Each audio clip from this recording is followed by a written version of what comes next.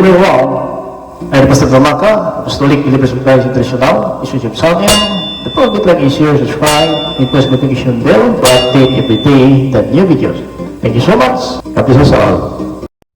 Magandang araw po sa lahat sa ating mga viewers, listeners dito po sa YouTube channel, sa Facebook. Naway kapayapaan at habag bilang Diyos ay sumasa atin sa magitan ng ating Panginoon Kristo. Ito po lang Pastor Gamaka, Apostolic Believers of Christ International. Kapatid, sa araw na ito ay lubos na magpasalamat sa Panginoon una sa lahat dahil po sa kanyang habag sa atin sa palibagong araw na naman sa January 15, 2024. Ito mga kapatid, ngayon ang araw na ito ay dagdag ng ating mga araw at mga taon sa ating buhay, no? Sa lahat po nagdiriwang ng karawan, happy birthday po sa lahat na nagdiriwang ngayon sa araw na ito is January 15, 2024. Naway pagpalain kayo ng Panginoon, mga hinahangad pangarap sa buhay, dagdag ng mga araw at mga taon, naway dagdag ng Panginoon sa magitan po ng ating Kristo. Ang pagpapala po ng Diyos ay naway sumasa atin. Na mga kapatid, sa bawat araw, ito talaga ginawa po natin. Kaya napakalaga po na malaman natin ang plano ng Diyos sa buhay natin, dahil po na sinabi Biblia na pagsikapan natin ang ating kaligtasan, na hindi sabi mga kapatid na nakinig lang po tayo. So pagsikapan, so ginagawa po natin ito. Kailangan natin malaman mga kapatid, kasi Jesus Pablo sabi po sa Philippians in chapter 2 verse 12 na pagsikapan natin ang ating sariling kaligtasan, na kaya makinig at gawin, kasi ang pagpapala mga kapatid nasa gumagawa. Ito mga kapatid ang ating buksan ngayon dito po sa Romans chapter 2 in verse 13. Ito ating pag-aralan kasi humaasa po tayo ng pagpapala.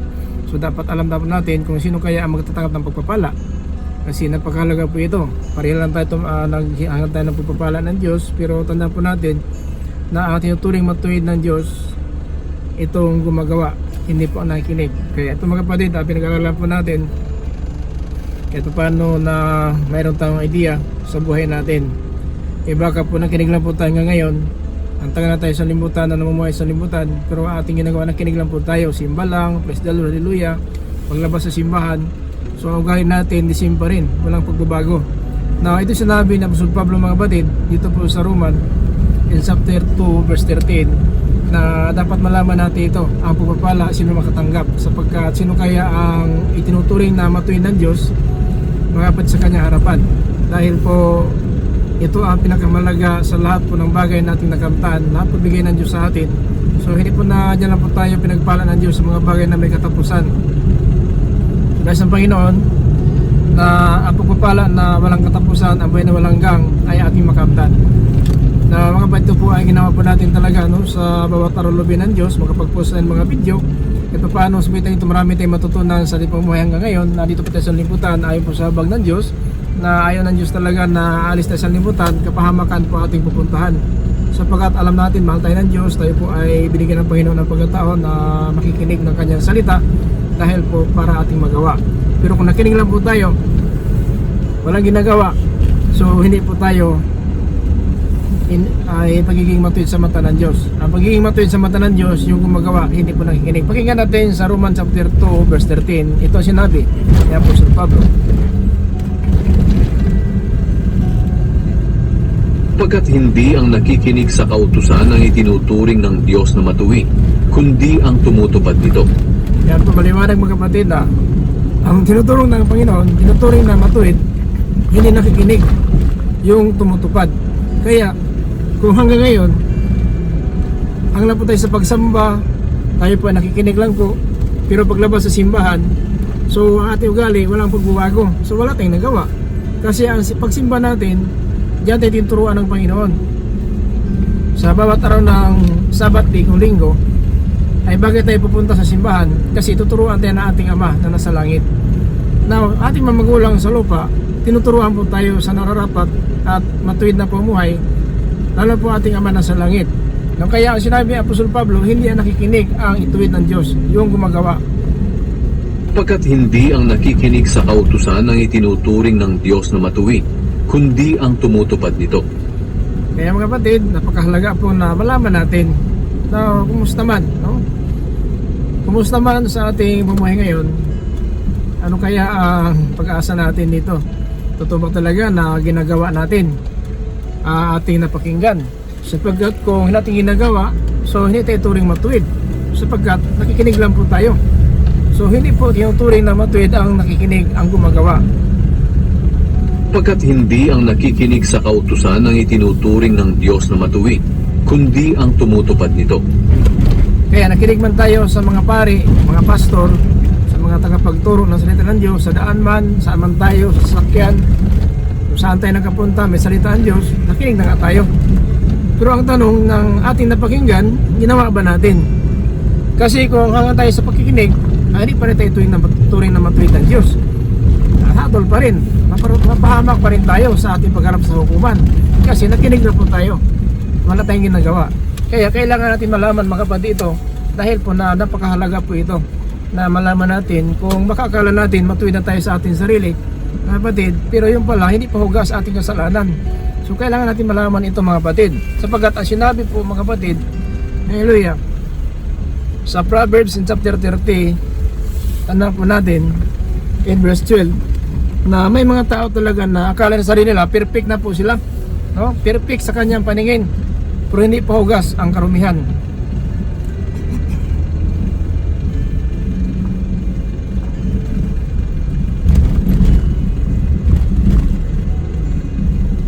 Sinabi ito, may mga tao na sa tingin niya sa sarili ay tunay na perpekto, ngunit hindi pa hugas ang kanilang marumi na pamumuhay.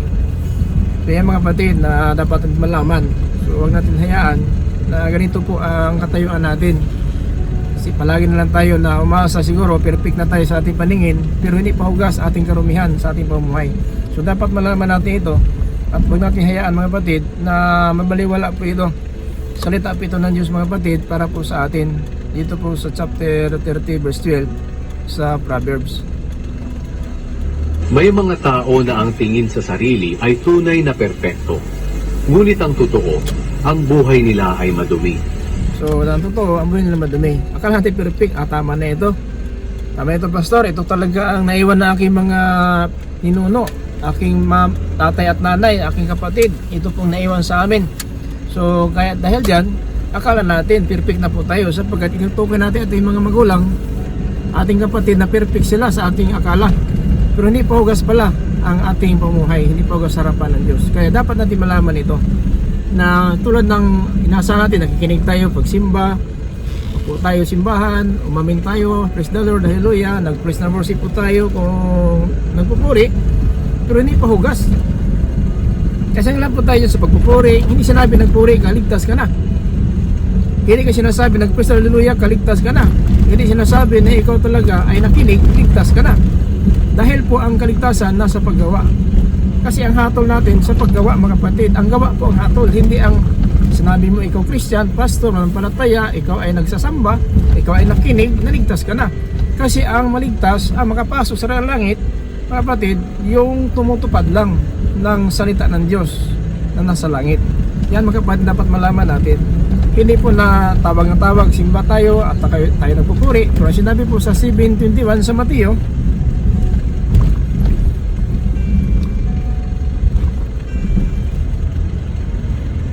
ito mga kapatid ang sinabi, 7:21 sa Mateo. Pakinggan natin ang sabi ni Apostol Mateo.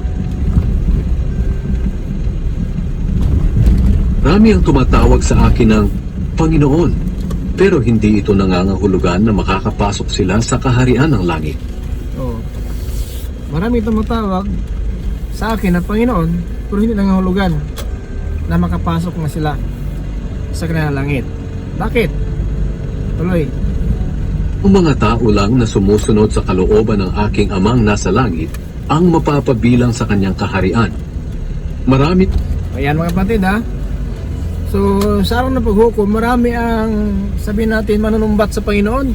No? Panginoon, di ba sa daan pinapangaral namin yung pangalan? gumawa ka ng himala sa iyong pangalan, nagpagaling ka ng sakit sa iyong pangalan, pero ang sabi sa 23, mga kapatid ng Panginoon, aywan ko, taga saan kayo? Tuloy natin sa 22-23. Magsasabi sa akin sa araw ng paghuhukom, Araw pa hukom pa ito ha.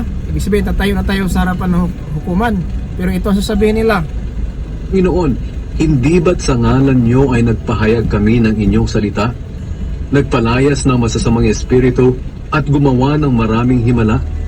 Ngunit sasabihin ko sa kanila, hindi ko kayo kilala. Lumayo kayo sa akin, kayong mga gumagawa ng masama. Kahit na po tumawag, kahit nagpagaling ng sakit, walang himala, nangaral po na pangalan ng Panginoon sa daan, kahit saan man ka magpunta, pero marami pa rin ang gawa. So yan po kapatid. Kaya hindi sinabi na nagpuri ka, nagpwisdad haleluya ka, ikaw nagpasalamat sa lunes simbahan, nagbigay ka ng abuloy, naligtas ka na. Dahil po, ang ating kaligtasan nasa ating pagtupad ng utos ng Diyos. Kaya maliwanag ito lang mga kapatid, no? So alam po natin na hindi pala lahat ng tumatawag sa Panginoon ay makapasok sa kanang langit. Yung tumutupad lang ng kalooban ng Diyos Ama na nasa langit. No, sa araw ng paghatol, ang sabi ng Panginoon na marami ang sabihin natin, ito po ay haleluya, mag-ano sa Panginoon. Kung sabihin natin na sila po ay magdiman. Pero sabi po ng Panginoon, mga batid, dito po sa 23, na aywan ko. No? Ngunit sasabihin ko sa kanila, hindi ko kayo kilala. Lumayo kayo sa akin, kayong mga gumagawa ng masama. So marami ang magdiman sa araw ng paghukom. So wala tayong magawa sapagkat nakasulat nga. Ang bawat gawa natin nakasulat sa aklat para po na wala tayong maidahilan kung sa araw ng paghukom marami tayong diman. Hindi pa tayo magkapagdiman, kaya nga sinulat ang ating ginagawa para sa araw ng hatol, babasahin po yan sa harapan ng Panginoon at lahat po nating gawa ayon po ang ating hatol. Kaya yan mga kapatid, hindi ka nakinig lang po tayo mga kapatid, kundi tayo ay gagawa. Kaya ang sabi pa nila, nangaral nga sila ng pangalan ng Panginoon sa verse 22. Marami ang magsasabi sa akin sa araw ng paghuhukom, Panginoon, hindi ba't sa ngalan niyo ay nagpahayag kami ng inyong salita? Nagpalayas ng masasamang espiritu at gumawa ng maraming himala? Ngunit sasabihin ko sa kanila, hindi ko kayo kilala. Lumayo kayo sa akin, kayong mga gumagawa ng masama. So kaya mga kapatid, hindi ba siya na simba na tayo araw-araw, linggo-linggo, nanalangin tayo, pero ang napakinggan natin na aral galing po sa pastor, galing sa pare, galing po sa mga tagapagturo ng salita ng Diyos ay baliwala po natin. So kaya wala pa rin tayong maasahan. Kaya ang pagpapala nasa gumagawa, wala po sa nakikinig. Kasi ang hatol natin nasa gawa, wala sa relihiyon, wala sa pagkabansag natin pare, pastor, tagapagturo. Ang ating hatol mga kapatid nasa ating gawa. Hindi sinabi pastor ito wala ng hatol, dahil pare ito walang hatol, dahil ito ay Christian walang hatol, nampalataya walang hatol, at tagapagturo ito walang hatol. Lahat po aharap sa hukuman mga kapatid. Ito yung sinabi na Apostol Pablo sa 5 verse 10 dito po mga kapatid sa 2 Corinthians. Napaliwanag po ito mga kapatid, pakinggan natin.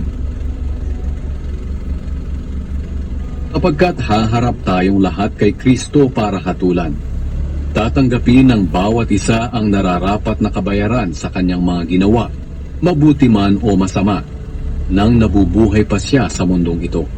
Si Apostol Pablo nga, harap pa. Tayo pa kaya? Dahil pare tayo pastor tagapagturo, hindi tayo harap. Harap tayo, sabi sa Apostol Pablo, harap tayong lahat. So kasama siya harap. Kaya lang, sigurado na po sila kasi apostolis po sila. Batid, hindi kayo pastor ito, pare ito, tagapagturo ito, Christian manampalataya ito, wala nang hatol. Hatulan din tayo mga kapatid. Kapagkat haharap tayong lahat kay Kristo para hatulan. Tayong lahat harap, kasama ng apostol harap, pero secure na po sila, 100% talaga na nasa langit na talaga sila ngayon.